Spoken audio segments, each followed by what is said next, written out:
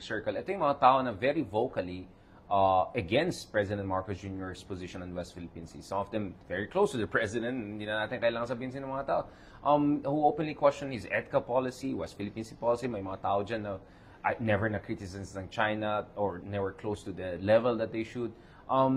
Nakakabahala ba yan? Yung kung there's a high chance of people who are not supportive of yung patriotic position natin sa West Philippine Sea winning again in Senate. And again, I don't want to also name people, but may isang senador na nag-number 1 sa last elections na, you know what I'm saying, na surprising, at hindi ito si Raffy Tulfo, na biglang nung nanalo na ginagamit yung volley pulpit niya at momentum niya to make arguments which we used to hear under the former president, and arguments which are really weird and baseless and questionable. I mean, hindi ba nakakabala yan kung ito yung direction based on the surveys that we're saying, trend lines we're saying? Yeah. Well, para sa akin, Richard, no, kung makikita mo rin naman ang social media, no, alam mo naman your social media savvy, no, not just for Facebook, Twitter, or all the platforms, makikita mo how typical Filipino people would react now. No?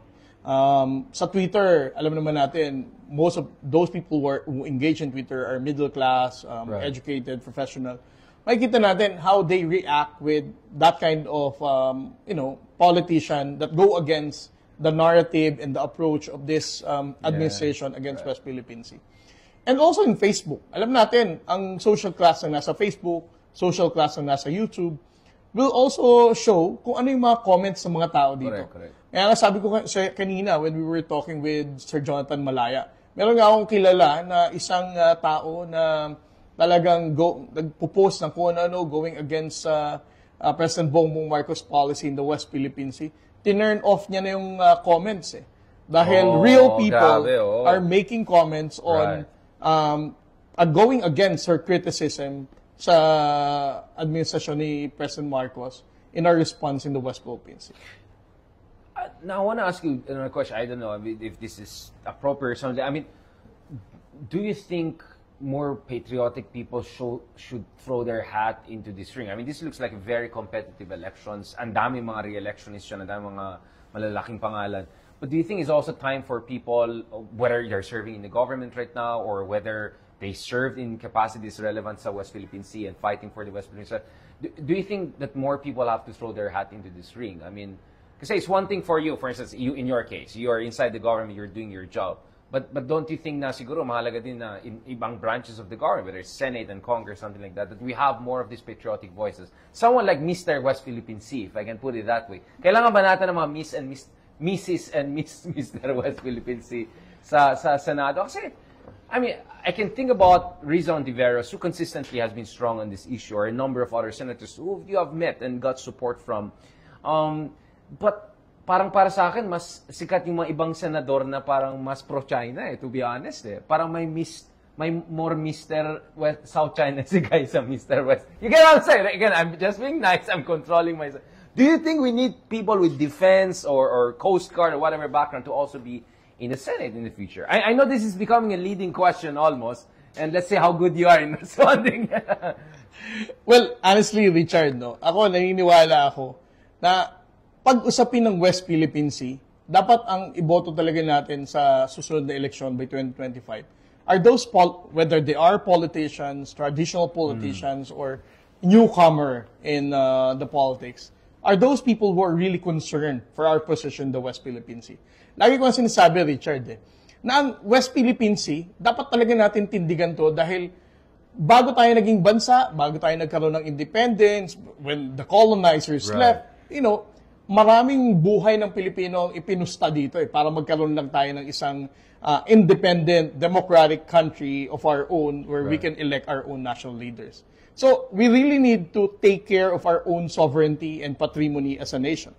Ngayon, kung magbuboto ka naman ng ilang mga politiko na would undermine our own national interests, would undermine our own patrimony as a nation, parang we have forgotten what our national heroes risked and given to the Philippines na parang isinantabi na lang natin.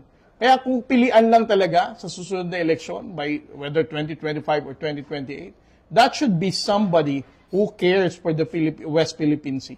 And that would, keep on the WPS issue as something that, would awaken the sense of patriotism of the Philippines. Somebody or some group or some movement, all of them, Yes. right? Kasi, and last point perhaps on this, and I'm sure I'm going to come back to you with more questions over the months kasi tuloy-tuloy itong laban sa West Philippine Sea. Generational lang, kung maga. I don't know. I'm not saying this because we're having this interview now, but honestly, I've heard from some folks in Europe when I was in Berlin the other month, and we were talking about officials in the Philippines. Sabi ko, ang dami madaldal sa government. Di na kailangan yung mga katulad ko mag-explain eh. And then suddenly discussion went to you and someone said, oh yeah, Commodore, I heard some wanting to run for office or something like that. I'm telling you, this is not. I said, really? Seriously? And then may nakita akong vlogger, hindi natin pangalanan, parang ganun din yata ang tanong sa'yo. So sabi ko, parang kailangan ko rin itanong sa'yo yan. Commodore Ariela, meron ka bang balak sa buhay? Well, alam mo, Richard, since bata pa ako, I really wanted to join the military service. Right. That's why I joined the military academy, and then, although I was not, hindi ko masabing I was not lucky enough because I was more blessed. Right. Binanggit ko na kay Rigoberto Tiglao na sabi niya, Jay Ariela, kick out ng PMA, ganyan-ganyan. So, nagpangalan na. Hindi, sinabi ko lang na, Bombs drop. sinabi ko lang, no, Yeah. na this was discussed when we had interaction over Twitter nito Right. ni Sir Rigoberto Tiglao. No? And I responded by saying, 3 weeks after graduation, I had a case, and then eventually I joined the Coast Guard.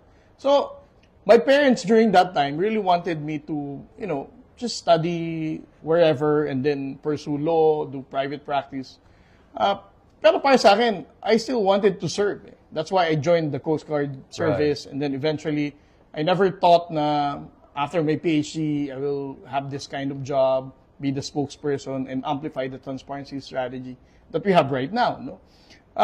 So, para sa akin, my calling for public service is really that deep. No? Ngayon, kung ang tanong, would I run? Kasi nga, pang ilang tanong na yan sa akin, would I run for Senate or whatever? Alam mo, para sa akin, Richard, ang issue dito, ano ba ang gusto ng...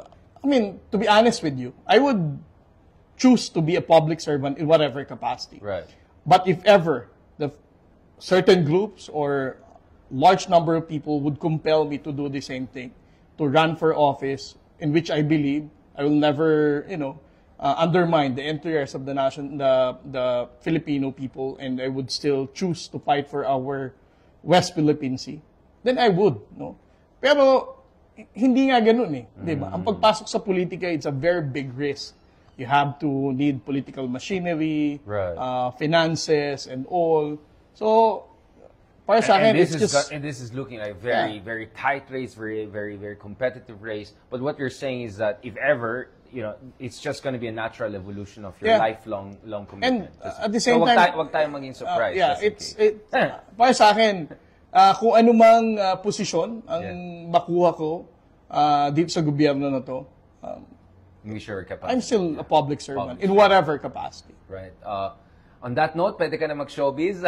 Parang Tito Boy Abunda yata dapat mag-interview dito, hindi ako. Salamat, Commodore Ariela, Dr. Ariela, for that fantastic discussion. Maraming salamat. Mabuhay po.